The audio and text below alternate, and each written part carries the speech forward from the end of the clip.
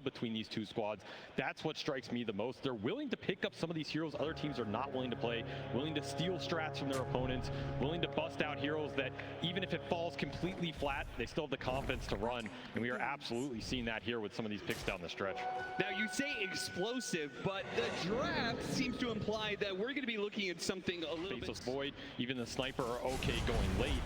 But on the flip side, the Lycan and the Lone Druid are going to want to push, they're going to want to take objectives, and they're going to want to find these supports or break that front line as fast as they can. I am also looking towards this Lone Druid Lycan lane, because in theory, I think Lone Druid can win any lane in Dota. It's very hard to out-execute this hero, but if XXS gets a good start here and he can disable the backline from Tundra, can really open up the fight. So the laning phase is going to be particularly important. We see that Thompson versus XM matchup. A lot of talk about that on the panel. The Sniper being taken away from Xtreme and XM in particular and put into the hands of Thompson, who I think before this year was heralded as probably the best sniper mid in the world. Yeah, I think you have two mid laners who would both say they're the best sniper in the world. No. One of them has to be wrong by default, but they would both claim that prize. The interesting thing about this mid lane is that XG picked the SF into the Sniper, knowing the Sniper was coming out and knowing it was likely mid, because Tundra have not had a lot of success with the support Sniper this tournament. I think it was very unlikely they wanted to push it into that role. But historically, this is an awful lane matchup for Shadow Fiend. You kind of get owned on the lane. The in-game isn't too much better. I think the Kaya build up into early blink can help you in this matchup. You just play more of a spellcaster, find the Sniper early on in the fight with a stun and blow him up with Requiem. It definitely helps this matchup a lot, but I'm a little surprised they went to the SF that early in the draft when you kind of know this lane matchup is supposed to be decent for the Sniper at least. And we see the magic damage build SF. That is a Shadow Fiend that, you know, had his time in the sun and very quickly got roasted in the middle of the year, right? Like, it was popping up a lot, people were drafting it a lot, and it just could not seem to close out games. I mean, maybe that's why you pair it with the Void here, right? Sure. You need the extra punch in that late game. There is almost no hero better than the Faceless Void, and almost no better player in the world on this hero right now than Ame. He is the one carry who's been picking this hero through thick and thin. Even in the patches where it hasn't been great, he's still been willing to pick it up and experiment with his time zone and looking for a first blood. Down, a first blood on the table with the spear, and Ame and DY will get the kill. That is a huge pickup for this XG safe lane. When you are getting kills with Faceless Void, you feel like you are just winning the game. Straight up, and this is going to be a very strong ultimate for XG to play around as well. If you commit on the Sand King, Disruption bails him out while his spells are still running. Some of these combinations like that are really obnoxious to teamfight into, and of course, I mean, Shadow Demon, his scale is monstrous. You go into the late game with this hero, he always has tools he can build into. He's a hard save, he's a hard BKB piercing disable. Pretty hard to go wrong with that toolkit. Yeah, and in this case, you've got some very clear backline you want to be able to save between the Sniper and the Lone Druid hero. And especially the Lone Druid hero, right? Putting that, if they try and go with the hero, you put him under the disruption, the bear is still, you know, swinging on you during that time. Though I will say, if you have to disrupt the Lone Druid, you might be in a bit more trouble than you bargained for, because that hero, in theory, should not need a disruption. And could just set up for something like a Shadow Fiend ultimate at certain points of the game. Shinju barely able to get away from the bear, throws back a little. He starts that snowball, and he has supports that can play around him. So we'll see how many resources XG decide to put into stopping this Sniper around the map, as we've already seen him just rotate the bottom, has an Observer Ward as well. This is a strong rotation. Do not know if XXS is ready for this at all. Yeah, they saw some of this coming. They're going to pop the glyph to try and keep XX close by. They got him inside the cogs. A guaranteed kill for Tundra. And some pressure on that off-lane tower. Tundra. 6 minutes, though, coming up the clock. So maybe you sacrifice the power with this move, but no. Soxa wins the 50-50 anyway. And it's going to output some free damage on this SF as his mana pool climbs back up. Very clean rotation here from Tundra, getting the Sniper involved early. Now, the big question mark here is, do you rotate back to bottom again to try and kill this Lycan one more time on the TP and look for the 7-minute Wisdom Rune? That would be some huge rotation potential in the next minute here. A massive win, and Xtreme have been subject to that kind of pressure before. Yep. You're gonna catch him here on the Assassinate, just a bit of damage, push him back, Disruption, a couple more Shadow Poisons, a Blood Grenade even. Does he think he can actually get this kill? It's gonna rely on landing the poisons. He got a fourth one. He got the fifth one. Soxa, the hired assassin, sharp on his mark, brings him down. What a move. I thought this was just some harass to clear up the map, but Soxa says, no. This lane was already rough. You traded out the Wisdom Runes, which I think XG are happy about, but you're looking at this net worth chart, and it is a little worrying if you start to continue to fall behind in this early game. Are you going to have the manpower to defend your tier 1s against the push that hit comment? What a push it is! Tundra, two-man rotation through the gate, trying to catch Ame here. Ame, one-time walk to work with, will be able to walk it off. Can DY do the same? No damage coming in just yet, but they are going to be able to keep this loop around. Is there going to be anybody from Xtreme who are going to counter-rotate? Are they just giving up on this? It seems like with 5 heroes in the top part of the map, Xtreme say, whatever, man, you can have it. They're going to trade bottom out with the Lycan. That is what they're trying to get right now. Also got a lot of tower damage mid with this Shadow Fiend. Soxa will deny himself back to base. This is not the worst objective trade for XG on the map right now if they don't bleed out some big heroes. They just don't have ults to defend this. You're missing the time zone. Your SF was kind of low on resources, but now they're making the delayed rotation, so Tundra do not want to get caught up here. XM throws out the arena. XM stuck on the other side of it, but close enough to get some raises in. And Q will be able to finish it up for XM, no problem. And now it's in turn Xtreme Gaming. You know, some of those cheeky pickoffs on the SF or some supports roaming through. Now, Xtreme should know general idea where that ward is because they had a ward after the tower died. They know that kind of invasion is coming their way, so they had a ward out to see the move. Ame flanking in the river. Ame cutting in. Looks like they've already caught Whitemon. Ame's looking for a bit more. While they get Whitemon, Ame thinks about whether or not he can keep chasing. 10-minute power rune is what he's going to play for here, and does manage to get an amp damage. That's a nice rune to take away. I mean, I don't know if he wants to be in the river with the Void in 10 minutes, but he will gladly take the rune away. Well, he certainly doesn't want to be top where the lone druid has come through the gate once again to, if nothing else, take the tower. So there's a deep ward up here for XG. The Lycan push that's coming in. Q sitting on the side here, spotted by Whitemon. Scouts him out with the flare. Do they want to try and defend this? Man, Ame he has been active in this early game with this Void. Maybe not finding the fight for the damage, but he has made a lot of moves on this hero. So we'll open up the last tower on the side lane for Tundra. Create some space and pressure for XG if they can get these lanes in deep. Still have that tier 1 mid to play around. We're also still waiting on the level 6s for some of these supports. Like the clockwork would make it a lot easier to catch these supports, but they'll find DY anyway, trying to D-ward. Gets denied by Thompson. Ame finds some space at the top lane, just keeps on. I feel like he's playing a little game of cat and mouse, or maybe cat and bear. It's a pretty deadly combination for supports. If you ever just get caught randomly in the fight, the wolves start eating you. You get chunked pretty fast on some of these low armor heroes. Yeah. If I'm Tundra, I won an AC at some point in this game. I would not mind a Shivas as well. Super valuable item versus these 3 right through. Great target to be able to find. Got it on the other side of the charge, and then no! Cooking up the Requiem. Ramsey did not get it off. Denied by the full swing of Tundra as they turn that gank around. Beautiful play from Ramses, absolutely reading the map, backing up the vulnerable hero in this Thompson sniper and protecting him in this early game, and you get a big reward for 2 kills plus that SF going down. Or just be able to even do Roshan right now if Tundra mess up on the map. Feels like you need kills to open that up though. So they're gonna make a smoke play, 3 of them. Not the easiest initiation for XG. Kind of just have to land a shard. And even then, like we saw on that previous gank, it's not a guaranteed kill. They'll spot Whitemon.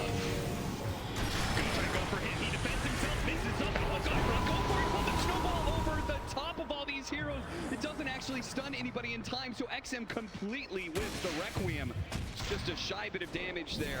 And Xtreme will have to turn suit and get on out of here. Another failed play for them. Does this mean Tundra is going to get aggressive again? Does that mean they're going to try and take another objective? They immediately 3-man smoke up and see what they can find. Going straight into the triangle. Aggressive play, but they know there's no Lycan ult, no Requiem.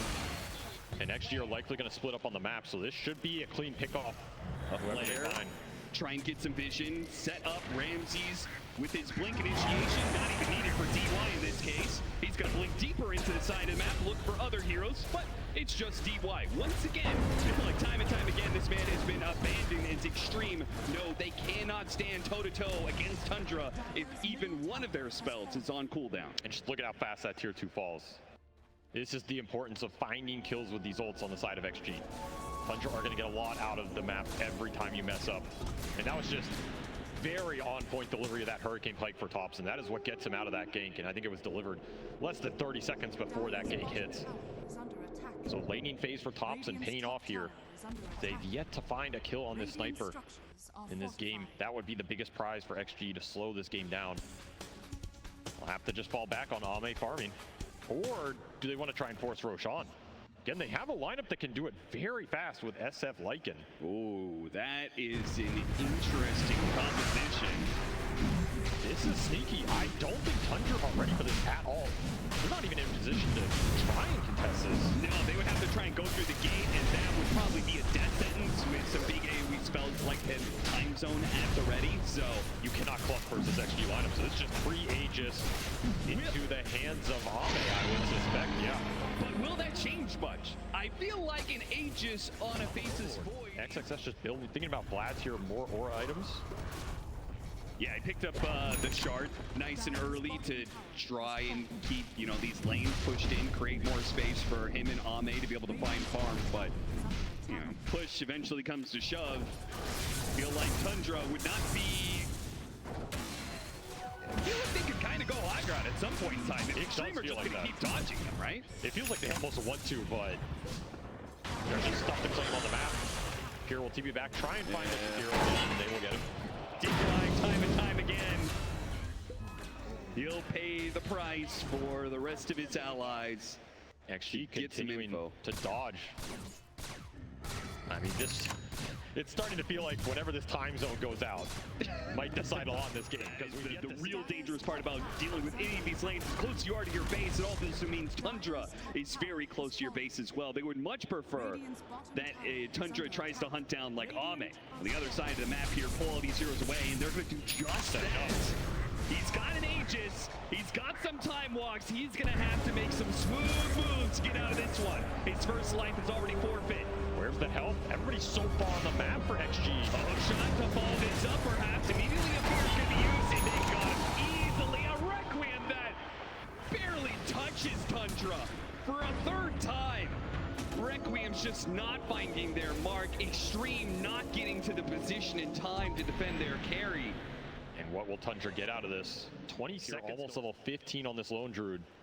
He is very far ahead of this Faceless Void. This is where you want to be in this matchup.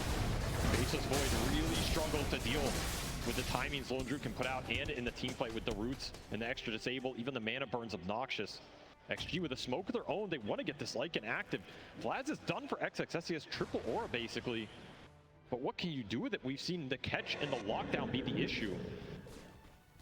I mean, a Hurricane Pike is only going to take Thompson so far here. The Lycan might be able to run him down, especially with these Alpha Wolves. They've got him surrounded. The Shards, okay, now there's a push away, and Lycan is totally given up on this one.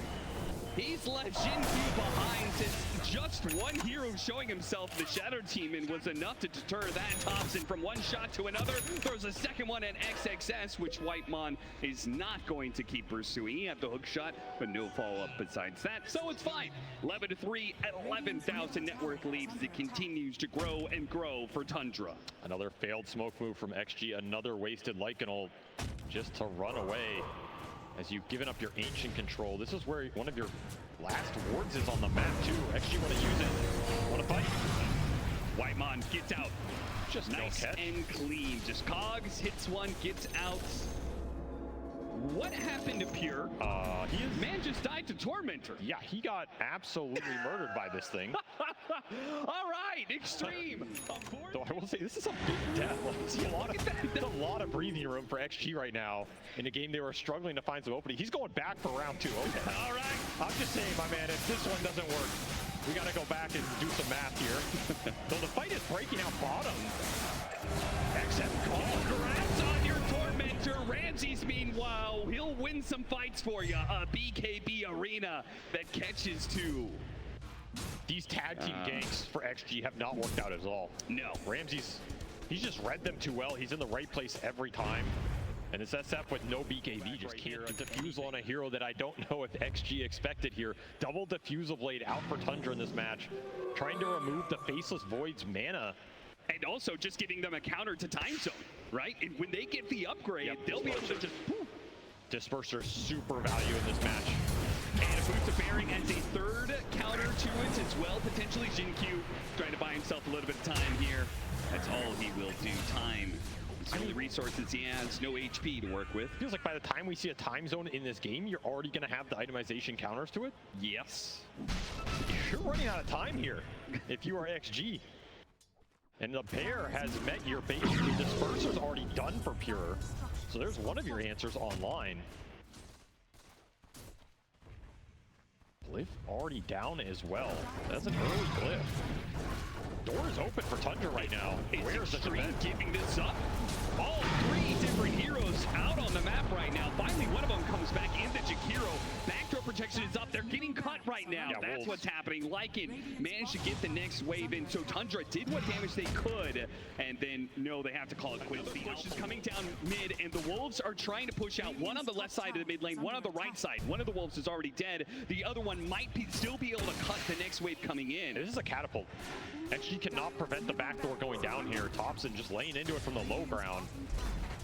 I mean, are you going to take this fight or just give up the racks to try and get to your BKBs? It almost feels like you just want to give this up. Banished. He's coming back. A disruption is ending.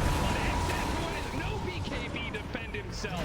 He is all offense, no defense. A nice snowball into the neutral camp that they had vision of. He tries to go for a desperate TP out, but he is stuck here. The cog. Stop that one pretty easily. Once again, a duo of Xtreme that play together and die together. And another rush just to get some of these lanes out in desperation. No Wolves on mid to cut this wave. He's sending a golem creep for it. The hero that XG need right now. Go, go, go. Throws at that rock. The little golems come out, but they'll only last so long. Now the Wolves will try and pop out of invincibility, buying them a bit of time. But Tundra, yeah, as long as the wolf is invisible, they don't even have to worry about it too much. It's dragging the creep way that they're worried about right now. It's close enough. Backdoor protection is down. Range racks for sure here. Yeah. See how much more Pure gets. He will activate his ult and say, what are you going to do about it? And apparently nothing. XG concede a lane in favor of taking the fight with their BKB timings. I mean, this ran Xtreme. They bend it over backwards at this point. One lane of barracks now potentially giving up two, just in some sort of desperate ploy not to take a full-on team fight. They feel they cannot win without BKBs, but those BKBs, they seem so far away with the pressure that Tundra is putting on them.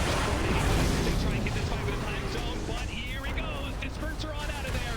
He'll leave the bear behind. That's the best bounty Xtreme can get out of that situation. And Tundra can probably go back to it if they want. They used Lycan ult as well. They did get the Ags on the Jakiro, so that spell is something Tundra are going to have to think about. He might sell Wand or something for it if this push comes and they feel like they want to fight it. Or just give up another lane here. Time zone used once this game and you got a bear out of it. Top tower is under attack. Not fast enough for what Tundra have presented in this game one. However, BKB dumped to the SM. And Ames is about 500 away. He'll go to the other side of the map to try and farm it. I mean, if Tundra really wanted to go for it, they could try and hit that third high ground zone right now. You can always make the jump with Ramses as well. Yeah, the push has come. No BKB for Ame. He's 100 off. All this attack speed slow is not going to stop here with the AC. Jinkyu tries to go in, puts him inside the shard, and with that macro fire now, they're able to do some damage. They drop the right wave. Oh, it's pitiful.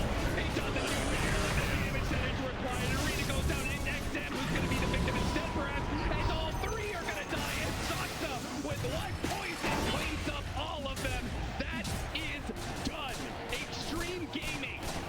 They hardly even played this game. 3 kills to their name before they call GG.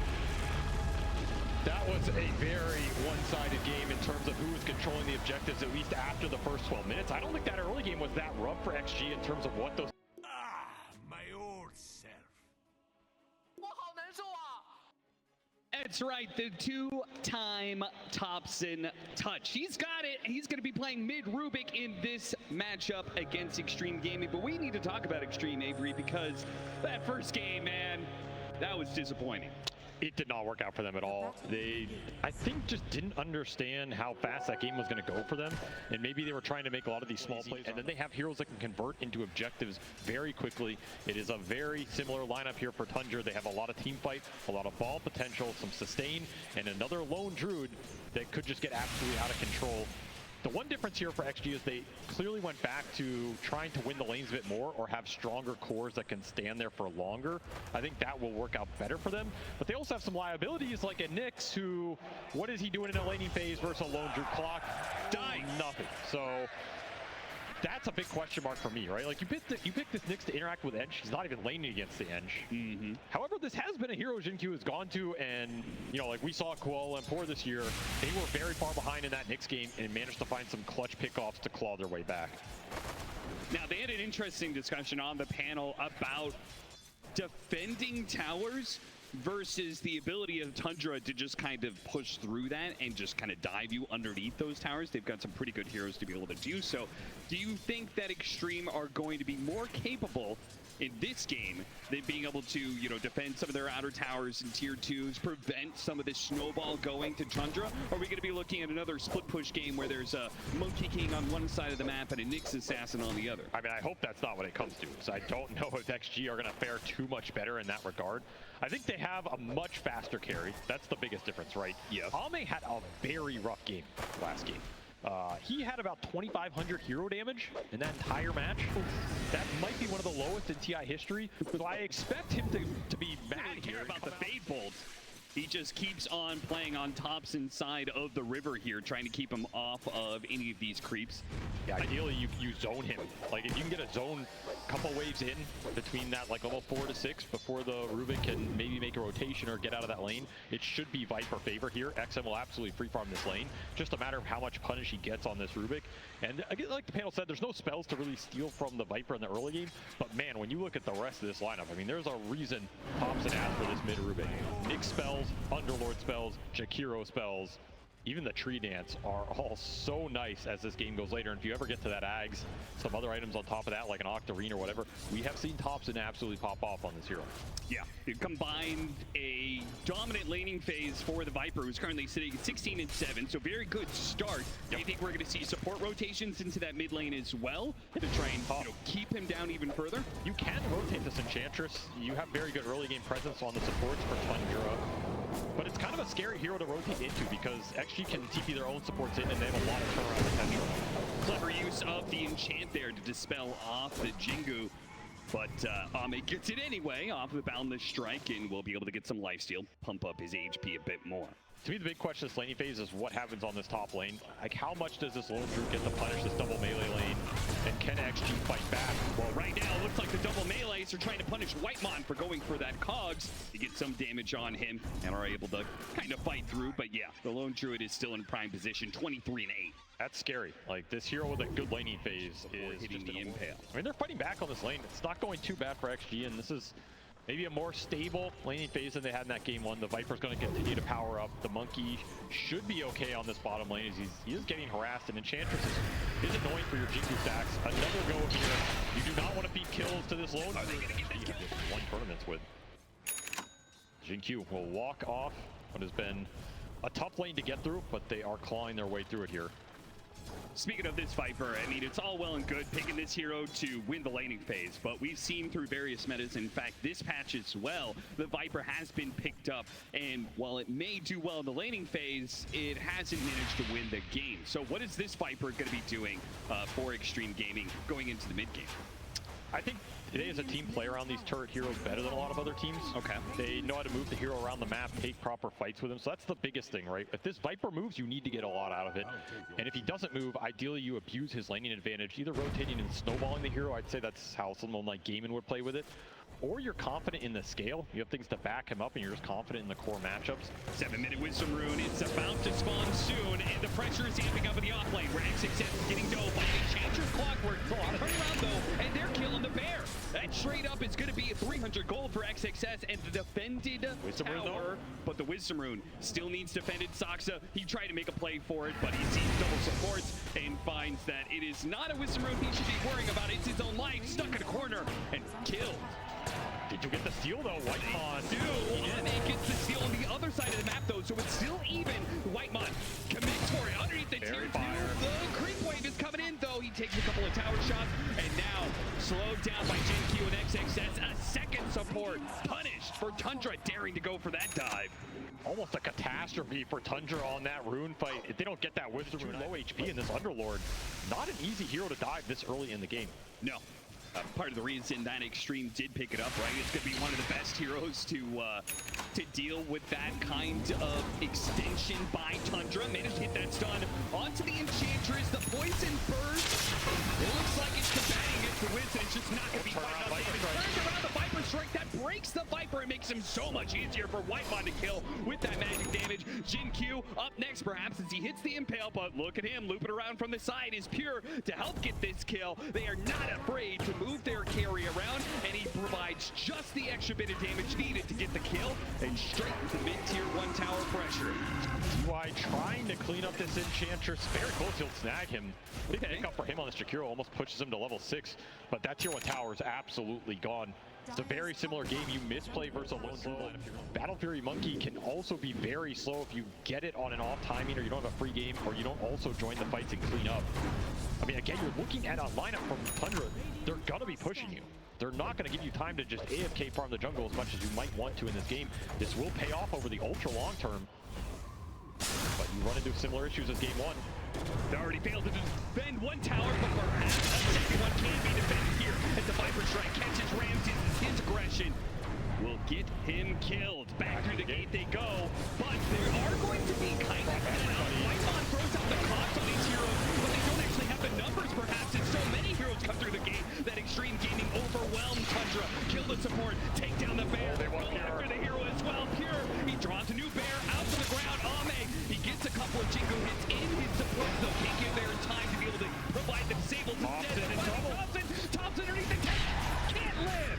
Meanwhile, Ame gets turned around on by Pure, who pops his ultimate in his bear, makes a double team. The Monkey King, it'll do the same to the Underlord. Pure is so strong in this early game. Diffusal already up, Spark of Courage going to work. In fact, 2 Sparks of Courage.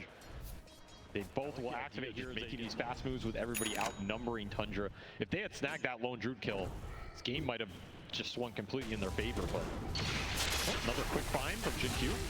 I mean, he's having a great game here on this Nyx, all things considered. He's level 7, Urn already up, going Vessel on the Nyx to try and deal with the lone Druid heal. Try and push through maybe the Sand King Bloodstone a little later on. And that Bloodstone is going to be happening at this rate, because Ramses, we haven't talked about him hardly at all, but he's just having one of those quiet farming games for the Sand King, which he does do, right? We saw from like 33 Sand King, for example, just hoovers up all of these neutral creeps, collects all this gold, all of a sudden comes out, and he's just a team fighting menace. He's got 6K net worth right now, well ahead of anybody else on Xtreme. It'll be first item pipe for him. So he's going to team item over the greenier option.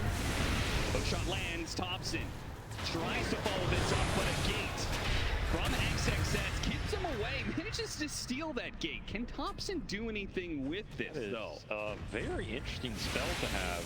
Gaming refused to play the middle part of the map. They've conceded that area time and time again and will just play the side lane. JinQ, Whitemon. They want this Underlord up top. XXS will try and vacate the area. Do you gate on him here? It's a big question. Stolen spell still available for Thompson. He'll TP back. Tundra, I assume, are playing this part of the map for Roshan, right? Like, we want to take these off-lane towers, but also Roshan on the table, you said, was... Oh, he's going to gate Ame bottom, maybe. Yeah, Roshan hits him, and here comes the gate. A move that Ame was not expecting. What does he do about this one? Hits the trickery, but he knows he's got to run the magic damage to Thompson. It's easily going to overwhelm him. Finally, the gate is put to use here, and Tundra back through it, the other side of the map. Very efficient move. Thompson was pinging that one out. Just an easy setup here from Ramses. He'll even go through the gate, so Tundra bringing 5 heroes back this triangle, and XG's smoking straight into them here without the Monkey King.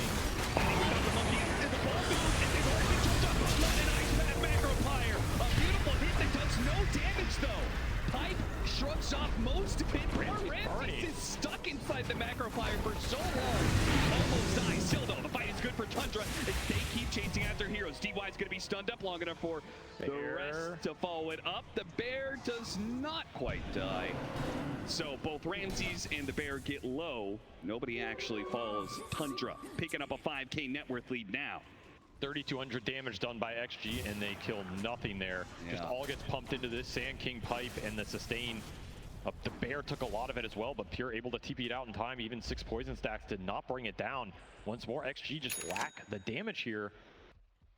Now Blink is up for Ramsey, so you have more initiation power north, more dive potential. Stolen Firestorm is perfect to get the damage. The Underlord, a tanky hero, not against this kind of overwhelming advantage that Tundra are bringing to every single fight. And you just finished your battle, Pure. So on the flip side, while Pure is almost ready to go high ground, Ame is like, God, I need another 20 minutes. Time to start farming. My game just began. XG, they need to find a way to make space in this game. I feel like I've seen this story a few times in the series. DY, Jakiro, alone somewhere on the map, found. And we'll make Tundra work for it a little bit. They'll have to use the hook shot. Meanwhile, mid lane, Water can go up. Pure beating it up his own pitch. Francis came in to game the center. It's not an easy kill, but XM can do the damage. The Viper is more than enough, and Ramsey. Ame! A 4-staff caught him out of the rocket flare. That surely would have been a death sentence. That is so close to a terrible death for Ame, but instead he gets to join the fight, pick up some extra gold on top of it. And he does the most damage there with a massive Wukong. Pure, he felt invincible. He felt like this game was too good to lose. And XG, they find the opening they need in this series. Now all of a sudden, we have ourselves a Dota game because this monkey is going to get the time he needs. Tundra immediately trying to strike back without 2 of their cores. 2 supports leading the way. Thompson to help out. XM with that Benzel on him. He's burning, but they do have support coming in now. And they helped out by the pipe. Can he live through this? No, but he does get his revenge, certainly, from the grave. He spits out back in Tundra and will play 3 lives for his own. And Ame's going to get another team fight cleanup here. Says thank you XM, the buffet has been set. Jin Q is starting to turn into a versus a lone druid who is also level 14. That lead in the carry matchup is evaporated by now. Feels like Tundra got a little bit too used to the net worth lead and the way the momentum was going in this series. Game 1 was such a dominant show from them, and it felt like Game 2 might be a repeat performance, but now they're beginning to get picked off and falling apart. The Nyx Assassin setting up Xtreme Gaming for another successful kill. And an amp damage rune for one of their cores. XM will pick it up. They can start to do some tower pushing of their own. Jin Q finds another massive opening in this game. This mid Rubik is starting to get abused. He is falling behind the enemy 4 position and is becoming a liability. You have this Viper who's his own menace. You have a Monkey who's going to have BKB and potentially very strong fight around the Roshan, and you have a pipe on both sides. Initiations are going to become very key as this game progresses. What can Jin Q find? Oh, this is maybe a little deep. I'm not sure if he wanted it, but XXS, he committed for that one. He throws out the pin. Where is he going? He's not going back. He pushes forward. Kamikaze straight past the tier 2 tower. I guess it helped Jin Q get away. I mean, that was clearly not a play the second Jin Q started to bail. And XXS did not get the memo. Very awkward. Just as we were praising Xtreme Gaming for having some cleaner executions in 5. Currently, the entire Bloodstone for Ramses is flying out right now, but it's far. If actually take this fight right now, you're missing a huge amount of network on the Sand King. And Ame is maybe going to be able to get a really good ultimate here on all of the corner of the pit. He's going to throw it out. That's disastrous. The rest of the team is going to have to make a better initiation, but the Roshan's already dead. And Ame, he pops his BKB, but for one, to try and get Thompson, it seems like he's managed to get Jin Q stacks up, and we'll finish off that pesky Rubik. XXS needs to pop the bear and correct from Jin Q, but Ramses is still strong with a Bloodstone. Run around with this Sandstorm, trying to chase after these heroes. Somehow Pure managed to get through this one, and now his bear starts going to work. A hit from the Balance Strike, a push away from the bear. Get back, get back. Jin Q tries to make a run for it, but the Gladiator gets him in his own. They are standing strong. Take down the lone druid once. Ame, can he make it twice though? In the way, XM, he's out of here. A TP out, TY does the same, but Ame will be left behind. Oh Pure. He switched his items onto the main Lone Druid just to get that Gleipnir out. What an insanely heads-up play. No way. But XM, he just lived through that entire fight. The Viper, he stands, he delivers 6,000 damage. They get the Aegis, they get forward, they get a buyback on the Clockwork. An extremely even fight, but one that XG are probably okay with because now you took that second life out of the Lone Druid's hands, and again, you slow the tempo down. Still, what we didn't see at the bottom of that screen was Ame. He went on the bottom tree line. He dropped a Wukong on a Rubik illusion that got baited.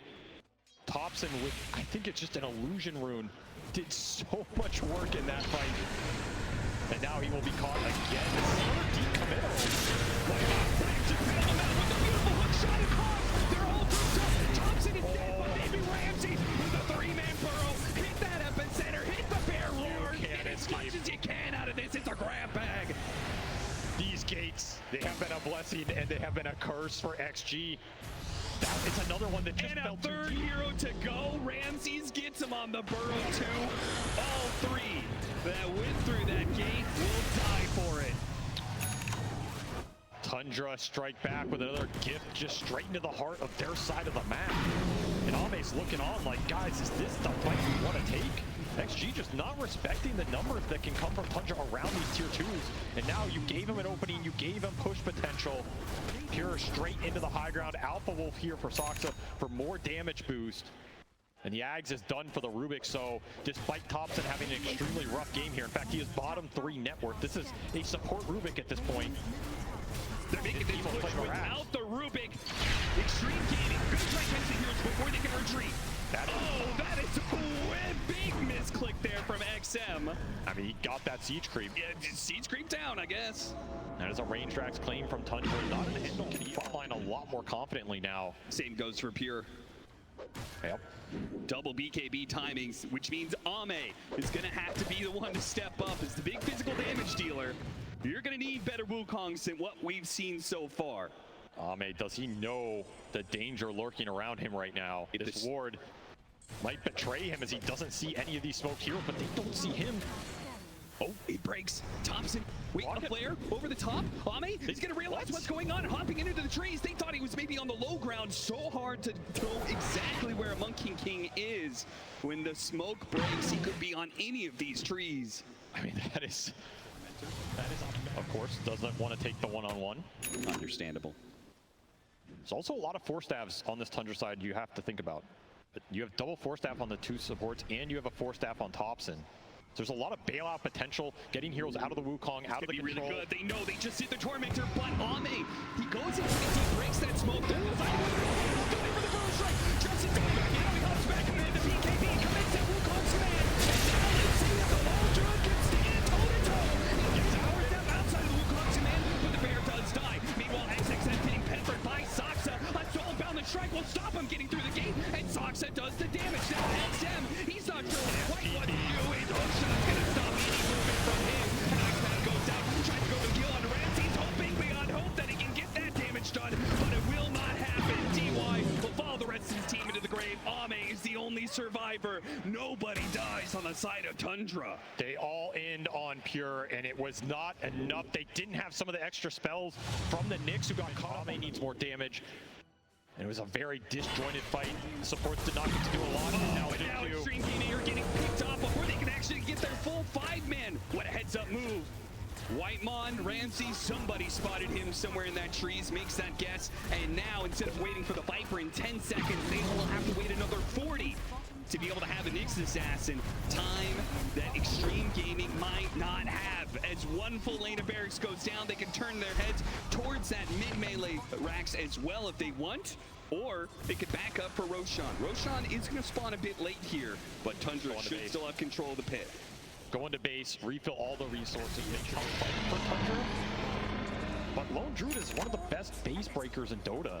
Yeah. And he just finished a full Assault Kuros. They're just going to 5-man gate into Ame. Ame says, oh, he's going to throw the Wukong standing in at the impale. And Kura, oh, he got the fear. Almost reached on the out there. The Wukong command is flying. And the damage staying up, though. The Clockwork goes down. How did Pure manage to get out of here? What? He's making a run for it. Throws out the Gleipnir. The stuns are after him. Ame hops. Stun. Where's the stuns? They didn't have it. They go for the bear instead. but they needed that kill on Pure. They needed it to turn the game around. This hero, sometimes it just does not make any sense. 11,000 damage done by XG and Pure. He just walks it off, man. Gates right into a Wukong, says no problem. If you're XG at this point, like, are you starting to question?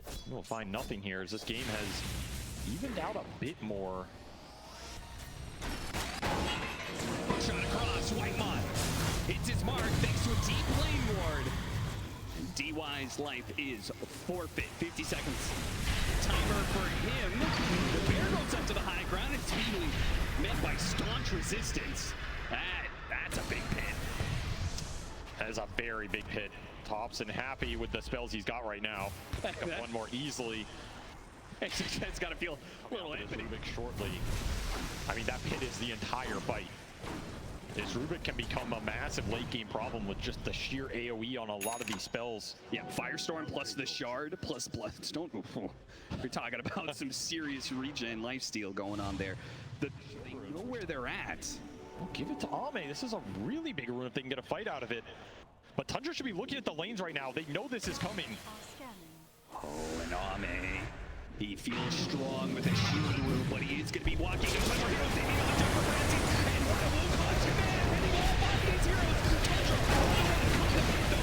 his hero is going to make it out. His bear will not. BKB putting damage on the Thompson. Damage on Thompson. It's going to be enough. Can he get away though? Ramsey with a buyback now.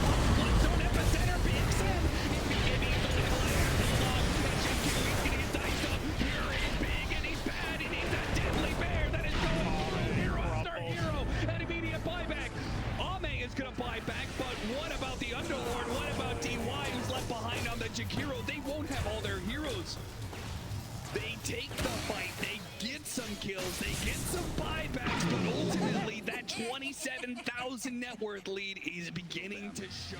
What does it mean when you have to play against another life on one of these cores? A game straight to it. They cannot afford to give up this Aegis, but no one's actually going through the game right now. Ame sitting up in the back, jumps through the trees. Wukong's gonna be a dead center in Pure, and he's already been hit by some stuns. They are all in to kill the whole show, but Pure guys, BKB up. He got a bear kill. Now he's gonna in for the road shot. Ame left by Ramses with the hit. Whitemon gets the hook, and Ramses takes the agent. Done now, Ame shades in immortality. It is ripped away from him, and Tundra stomp Xtreme into the ground. They got basically everything out of that they wanted. Aegis on the Sand King, an absolute gem. And Ame out for 110 seconds here. No buyback on the Monkey King. All up to XM and Jinkyu. And it is another fight where you all in the Lone Druid and you were not even close. The same team fights going the same ways, running over the same ground, surrounded by the same old fears. Another year of unrealized potential, another tournament of broken dreams. Forced in, he can save it, but forced it up in. He gets it, XM killed, no defense. Ame, XM, both out, no damage in the tank left for Xtreme. The best they can do is get